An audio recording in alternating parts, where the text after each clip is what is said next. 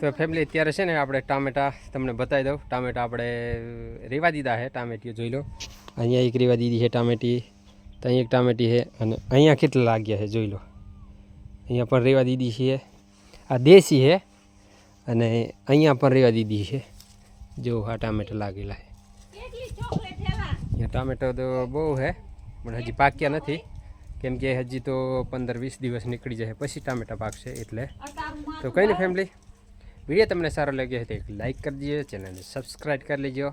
Hello YouTube family, તો આપણે આટલા કારેલા વેણી લીધા છે, અને અહીંયા રીંગણા લાગ્યા છે, અને કોબી ને ફુલાવર ને બધું વાવી દીધું છે, અને હજુ એક રીંગની બાકી એક કારેલી બાકી છે વીણવાની. તો આપણે હવે એ કારેલી વીણી લેશું. તોડવાનું ચાલુ કરો આરોહી. હરકા તોડ, હરકા તોડ, હરકા. પછી વેલા ખેંચાઈ જાય ને તે પાસા નહીં લાગે. એમ તોડવાનું, એમ અહીંથી તોડ, આલેખથી. તને તોડતા આવડે? હા. તો કારેલાની શાક કેવી લાગે? નેવું લાગતી તે કેવી લાગે?